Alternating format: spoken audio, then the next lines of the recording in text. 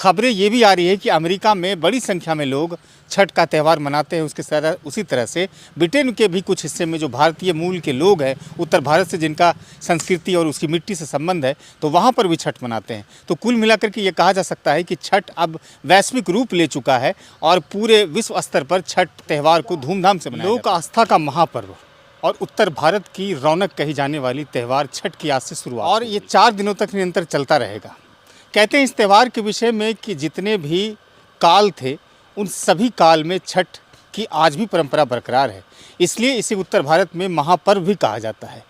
भारत में न केवल एक समुदाय विशेष से जुड़ा है ये त्यौहार, बल्कि सभी समुदाय, चाहे हिंदू हो, मुस्लिम हो या फिर दूसरे धर्म को मानने वाले लोग हो, छठ की पूजा करते हैं, छठ मैया की आराधना करते हैं और कई तरह के आशीर्वाद और वचन पाते हैं। आज हम मौजूद हैं भागलपुर ज़िले का एक प्रखंड है गोराडीह, और गोराडीह में हम इस वक्त हम तस्वीरें आपको बड़हरी गांव के इस छठ पूजा की तैयारी को लेकर के दिखाना चाहेंगे कि देखिए यहाँ पर 3-4 लोग सब आपस में ही अपने श्रमदान से इस चीज़ को यहाँ पर करवाते हैं। लेकिन इसके पीछे की एक सोच और जो मेहनत है वो इसी गांव के रहने वाले पंकज कुमार वर्मा जी का है, जो पेशे से एमडी हैं और एक स्कूल चलाते हैं, वो सुज्ञान मिशन।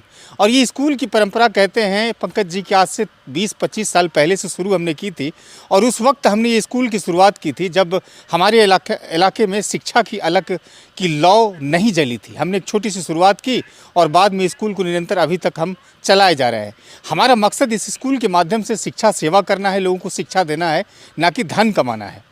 आम तौर पर ज़्यादातर लोग की सोच यही होती है कि स्कूल खोला जाए और उससे धन कमाया जाए, लेकिन पंकज जी की इस पर सोच बहुत ही विपरीत और अलग है। उसकी सेवा भावना से पिछले 25 सालों से ज्ञान मिशन फल फूल रहा है और सामाजिक कार्यों में भी पंकज जी काफ़ी सक्रिय रहे हैं। आज उनसे जुड़ेंगे, छठ के रूप में किस तरह से वो लेते हैं इस त्यौहार को, उस पर चर्चा करेंगे, और ओशो ज्ञान मिशन का जो लगभग 2.5 दशक पूरा हो गया है उस बिंदु पर भी चर्चा करेंगे। तो हम सीधे पंकज वर्मा जी से जुड़ते हैं। बहुत बहुत स्वागत है पंकज भाई आपका। सबसे पहले छठ पूजा के शुभ अवसर पर आपके चैनल को बहुत बहुत धन्यवाद। ये देख रहे हैं कि छठ की तैयारी करवा रहे हैं, क्या करवा रहे हैं, थोड़ा बताइए। जी, ये हर एक साल सर छठ पूजा होती है यहाँ पर, और गांव के सभी युवा साथी हमारे साथ हैं। हमारे छोटे भाई राजू जी भी हैं, वो भी साथ रहते हैं, और ये पोखर खनाते हैं हम लोग हर साल। और क्योंकि घर में छठ होती है और लोग आते हैं तो कहाँ जाएं, तो हम लोग यहाँ पर ही करते हैं। और छठ जो है लोक आस्था का पर्व है। बिल्कुल बिल्कुल, काफ़ी महत्ता है इसकी, काफ़ी महत्ता है। चारों युगों में भी होता था ये छठ, और आज भी हो रहा है, और काफ़ी ही महत्वपूर्ण पर्व है। जी बिल्कुल। और आपके चैनल के माध्यम से हम कुछ मैसेज देना चाहते हैं बिहार वासियों को, और बिहार वासियों को ही नहीं पूरे भारतवासियों को, इसलिए कि ये पर्व जो है पूरे भारत देशों में मनाया जाता है, और इसमें कोई जातियां भी नहीं देखी जाती है। हिंदू, मुस्लिम, सिख, ईसाई सभी जाति के, सभी धर्म के लोग इस पर्व को मनाते हैं। तो इसमें सबसे पहले हम देंगे मैसेज छठ व्रतियों को, जो माँ बहनें इस पूजा को करते हैं। सबसे पहले कि आज नहाय खाए से ये पर्व शुरुआत हो गई है, और कल जो है यहाँ पर होगी, ये खरना के नाम से जाना जाता है। खरना होगी, उसके बाद पहली अर्घ होगी, उसके दूसरे दिन सुबह जो है लास्ट अर्घ होगा। तो जो माँ बहनें जहाँ भी जिस घाट पर छठ मनाने जाती हैं, हम उस बहन से, माताओं बहनों से आग्रह करेंगे कि वहाँ पर जो आप लोग जाते हैं तो आपके बच्चे भी साथ जाएंगे, और बच्चे जाएंगे तो घाट पर जाएंगे तो बच्चे को नदी में पानी में जाने से, ढेर अधिक दूर जाने से रोकें, और पटाखे से उसको भी रोकें। पटाखा भी घाट पर बजती है, उनको भी रोकें, उससे बचाव करें, उससे यानी कि बहुत सावधानियां बरतनी होगी। सरकार ने भी गाइडलाइन जारी किया है पंकज भाई। जी, तो सरकार ने भी गाइडलाइन किया है, अच्छा किया है। और हम लोग भी छठ के अवसर पर ये माता बहनों से कहते हैं कि अधिक पानी में न जाएं। बच्चे पर अधिक पानी में जाने से कोई भी दुर्घटना हो सकती है। अच्छा पंकज भाई, ये बताइए, ये जो फाउंडेशन पूरा तैयार हो रहा है, इसमें क्या मतलब इस बिरनौद बड़हरी गाँव के और भी लोग आते हैं या फिर आप लोग पारिवारिक ही इसको मनाते हैं? जी नहीं, ऐसा कुछ नहीं है। परिवार तो आते ही हैं, साथ में ये जो देख रहे हैं, अजय है, लड्डू जी हैं, पंकज जी हैं, बॉस्की जी सब हैं, लोग शरीक रहेंगे। सब लोग शरीक हैं। अच्छा। और राजू, लगभग कितने परिवार यहाँ पर छठ कर लेंगे? यहाँ पर छठ में कम से कम 60-70 परिवार यहाँ पर कर सकते परिवार हैं। कर इसके सकते अलावा भी कोई वैकल्पिक घाट बनाते हैं आप? इसके वैकल्पिक हैं। पहले इस गांव के जो बीच में पोखर हैं, विशाल पोखर है, उसी पर मनाया जाता है, लेकिन चारों बगल घर बन गया और उसमें जो है गंदगी जाने लगी। अच्छा, इस त्यौहार में तो काफ़ी लोग दूर दूर से आते हैं, अवकाश लेकर, छुट्टी लेकर, जी, जी। घरों में मिलते हैं, लोगों से बहुत दिनों बाद मुलाकात होती है। कैसा माहौल रहता है? जी जी, ये जितने भी बाहर कमाते हैं, यहाँ तो बिहार में जानते हैं, बिहार के लोग बाहर भी कमाते हैं, सभी छठ के शुभ अवसर पर यहाँ पर आते हैं और सभी अपने परिवार के साथ बहुत ही धूमधाम से इस पर्व को मनाते हैं। और ये पर्व के बहाने परिवार घर भी आते हैं, सभी परिवार में आपस में मिलते हैं, बाल बच्चे से मिलते हैं। अच्छा, आप एक स्कूल भी पिछले 2.5 दशक से चला रहे हैं, होशो ज्ञान मिशन। जी। बतौर एमडी इतने सालों तक आप वहाँ काम कर रहे हैं। शिक्षा के प्रति क्या सोच देखते हैं? समाज में कितना इसके प्रति जागरूकता है, या फिर अभी भी कोई कमी है कि लोग अच्छी शिक्षा से दूर हो रहे हैं और जो जालसाजी और फर्जी शिक्षा है उसकी तरफ मुड़ रहे हैं लोग? जी जी, ऐसा तो है। अभी के डेट में जो भी स्कूल खुला जा रहा है सर, वो एक कमाने के जरिए से सेवा भाव नहीं है।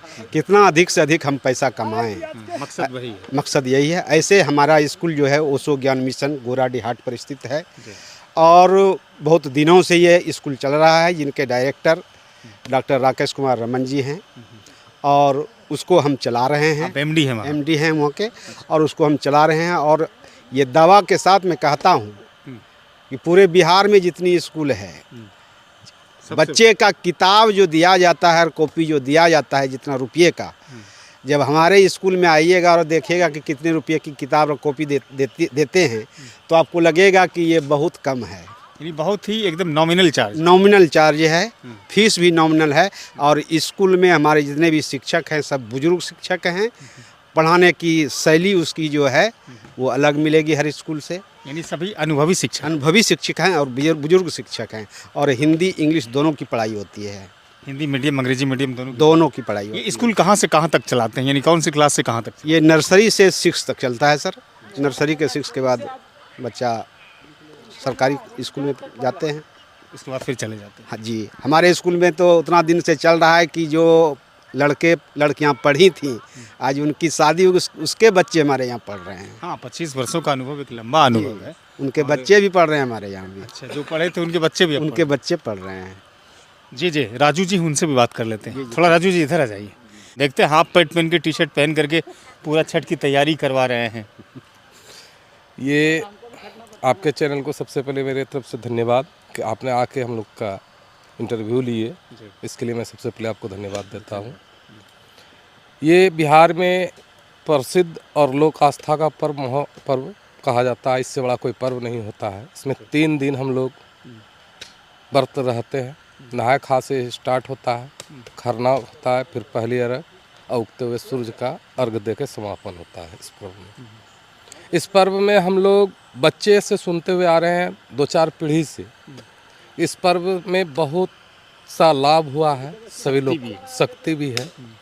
और सबसे बड़ा मान्यता है कि हम लोग सूर्य को आँख से देखते हुए अर्घ देते हैं। उगते हुए सूर्य को अर्घ देते हैं और डूबते हुए। तो जिसका अस्त होता है उसका उदय भी होता है। ये जीवन में सीखने को मिलता है। आदमी को इस पर्व से ये सीख लेना चाहिए कि अगर हमारा स्थिति खराब हो रहा है, हम आज डूब रहे हैं, तो कल ना कल मेरा उदय होना है। सूर्य ये हमको, सूर्य भगवान एक संदेश देते हैं, एक मैसेज देता है बाल बच्चे परिवार को, जो आदमी का अस्त हो रहा है तो उसका भी उदय होगा। इससे घबराना नहीं चाहिए।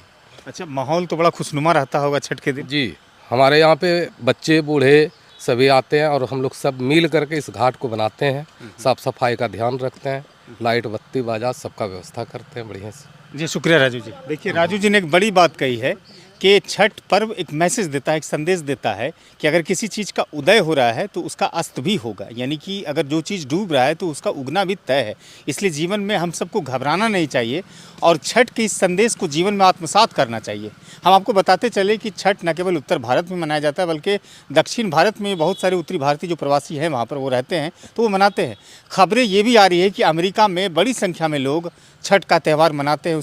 उसी तरह से ब्रिटेन के भी कुछ हिस्से में जो भारत भारतीय मूल के लोग हैं, उत्तर भारत से जिनका संस्कृति और उसकी मिट्टी से संबंध है, तो वहाँ पर भी छठ मनाते हैं। तो कुल मिलाकर के ये कहा जा सकता है कि छठ अब वैश्विक रूप ले चुका है और पूरे विश्व स्तर पर छठ त्यौहार को धूमधाम से मनाया जाता है। आप क्या सोचते हैं छठ को लेकर के? आपको मौका देता है हमारा 2 चैनल सिटीजन टाइम्स और आवाज़ न्यूज़। आप अपनी बातों को वहाँ पर रखिए और अगर कोई कमियां हैं आपके क्षेत्र में तो उसको भी आप अपनी रख सकते हैं। और आपको हम ध्यान दिलाते चले कि सरकार ने गाइडलाइन जारी किया है छठ घाट को लेकर के कि आप वहाँ पर किसी भी प्रकार की कोई भी तरह की गड़बड़ न करें ताकि किसी भी प्रकार की अनहोनी घटना हो। इससे पहले पंकज जी ने भी कहा कि पटाखे और जो बच्चे छोटे जाते हैं छठ व्रती के रूप में घाट पर अर्घ देने के लिए, उसे रोका जाए पानी में उतरने के लिए गहरे पानी से, और साथ ही साथ जो पटाखे हैं वो पटाखे न फोड़ करके ग्रीन पटाखे अगर हो सके तो उसे इस्तेमाल किया जाए।